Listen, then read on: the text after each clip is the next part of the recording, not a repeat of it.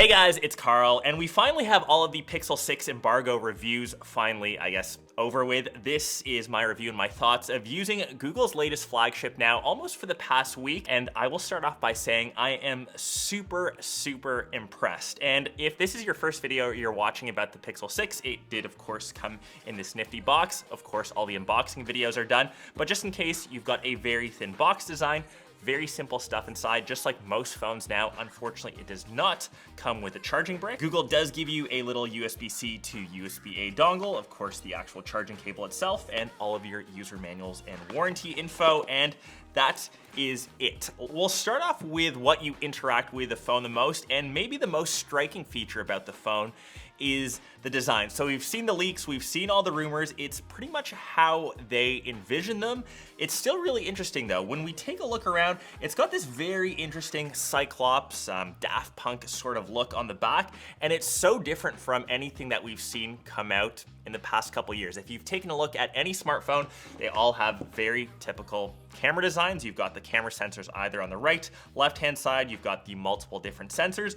Google has changed things up and kind of introduced them all into this one little glass panel on the back. The colorway which I've got here, which is my personal favorite, is the cloudy white. So it's a bit of off-white. It kind of fits the theme that I've got going on in the studio, and it's super clean. And when you first pick it up, it's premium. And when we've looked at other Google devices before, they've always made that sacrifice to keep, I guess, the price kind of down. This feels like a flagship device. And on the 6 Pro, you've got the stainless steel around the outside, you've got all of the glass on the back, and it feels hefty, it feels great, and I love it.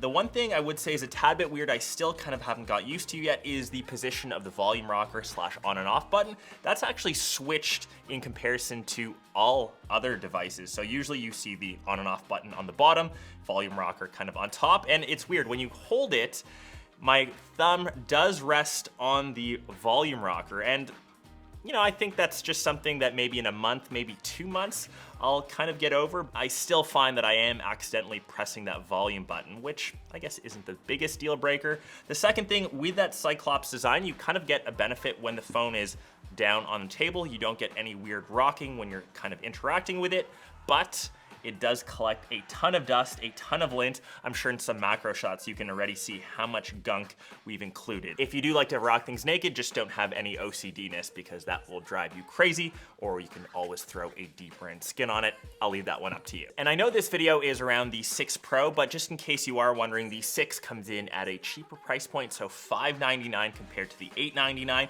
This just has a larger display, 6.7 inches LTPO, so it has that adaptive screen rate. You can go all the way down to 10 to 120 hertz, depending on how you're interacting with the display. It's vibrant, it's nice. We've pretty much got no bezels. The only thing you have, the little hole punch cutout for the front-facing camera. More on that in a second. And you do have the slightly curved glass for the 6 Pro, which once again, I don't think that's a deal breaker, but it does go pretty much the entire front of the panel. And the second big thing coming to the Pixel phones is actually what's on the inside now, and they're kind of following in the footsteps of Apple, building their own in-house silicon. They've now built the new Tensor chip. And obviously when you've got everything built in-house, all their engineers can kind of make things work better together. So the experience is completely new. It's the same chip found on the 6 and 6 Pro, and you just get the 12 gigs of RAM in the Pro model just for some extra snappiness. Honestly, I haven't really noticed a performance difference. And with that new chip, Google is just able to do more, and maybe that's at the expense of Qualcomm and Snapdragon, but things like speech recognition. So a really awesome thing which I've been doing solely on my Pixel now, texting is now a game changer with the new speech input. So for example, I'm gonna start up a quick little text here, holding down the speech button. So Nick, I'm going to say on this video, let's go watch James Bond tomorrow at 4 p.m. It's so effing good. We really need to make a reservation, and yeah, this keyboard, or I guess this speech recognition, is pretty awesome. This is by far the best speech recognition, and it's almost replaced the way that I text now, because I think most of us are used to texting, what, for the past decade? This is so much faster than anything I can type out on a keyboard. Google Assistant now, machine learning is so much better, and already Google Assistant was the best voice assistant. It has now just taken it to the next level. Siri, sadly, is still pretty trash, and Bixby, RIP. Another big thing Tensor helps out with is the computational photography, which is what Google is really famous for their cameras. But previously on their Pixel phones, it would always be that same 12 megapixel sensor. We finally have new hardware on the back, which is I think what most people have been excited for. So 50 megapixel main, 48 megapixel telephoto, and a 12 megapixel ultra wide, all in that Daft Punk visor. The camera has lived up to its hype. It is, I would argue to say, the best camera that you can currently get on a smartphone. Heard it here first. The photos are coming out great, dynamic range is really good, and that computational photography from Google just makes each image look really good. Color reproduction is great, and I know that Google spent a lot of time on True Tone, which helps people of color to reproduce or accurately produce their skin tone colors. I'll even leave a couple photos compared to the 13 Pro Max, which I know a lot of people regard as the best camera system, but the Google is definitely giving it a run for its money, and video-wise, stabilization is great. Once again, colors are really good.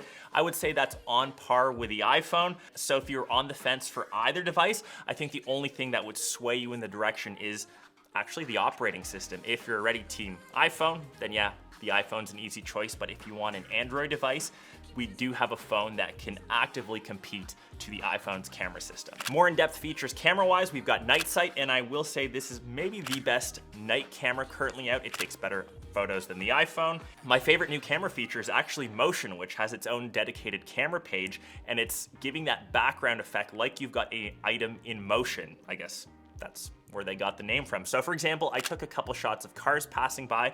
When you do have that enabled, it gives that really interesting background effect. Of course, it's computational. It isn't perfect. There were a couple shots. I'll show an example of a biker that was going by. It did have a bit of a hard time discerning the edges, but for the most part, for a simple point and shoot, you don't have to wait long on the subject. You can just quickly snap on the shutter. You get some pretty awesome results coming out of a smartphone. You've still got portrait, panorama, and photosphere, and a couple other little features, but I think if you're coming to the Pixel, definitely give motion a try. It, yeah, is kind of worth the hype. And once again, Google claims that it is all to do with that Tensor chipset to enable a lot of these new features. To the front-facing camera, which is actually the area where I've kind of been let down the most by, they have brought back the ultra-wide selfie. So if you just tap the 0.7, you'll get a bit of a larger or wider view.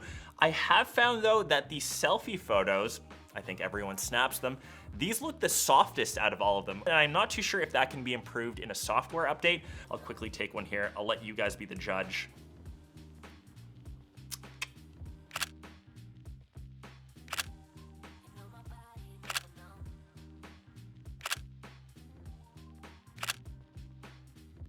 The next thing to talk about is the battery, which I think is another reason to grab the 6 Pro. So you get 5,000 milliamps, and according to Google, it is an adaptive battery, which essentially means it adjusts the battery life depending on your usage of the phone, which kind of just translates to how heavy or how lightly you're using your device. So initially in this past week, obviously I've been on this almost every single day. I'm averaging around 5.5, 6 hours of screen on time. I am easily getting into my second day, so around a day and a half. If you are a light user, I could easily say, or you could easily get by 2 days usage. And maybe the most important thing, which I think a lot of us sometimes overlook or take for granted, the main reason why you're getting a Pixel phone is for the Pixel experience. So of course you've got stock Android. Now with the updated Material UI, it is a lot more customizable and actually kind of reminds me of Nova Launcher, kind of back in the day for all you Android tinkerers. You get so many more customization options. So for example, you now have themed icons, still in beta mode, but still works fairly well. So I've got an orange wallpaper, so all of my icons now and menu systems are in that orange theme. If I were to change that to say a blue wallpaper, we can now see everything has kind of changed over and we've got all our blue notification bells and all of our blue icons. So something super cool, it's super clean, and because that's all built in, you don't need to install something like Nova Launcher. So RIP to you, you were good while it lasted.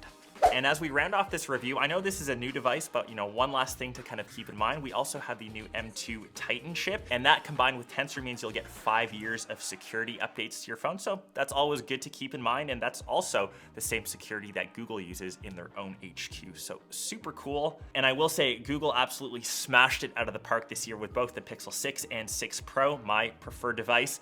If you were on the fence about upgrading, there is no better time. If you were on the fence between this and the iPhone, I think that only comes down to software OS choice. The Pixel 6, I will say, is the best Android phone that I've currently used. And I do love that Pixel is now building all of their in-house silicon, which just means their devices will perform better. Anyways, that's gonna be my full review of the Pixel 6. If you wanna see any other comparisons, I can put this up against my iPhone. I think a lot of you wanna see that, especially some of the camera comparisons. I guess you guys will have to stay tuned. I'll catch the rest of you in one of my next vids.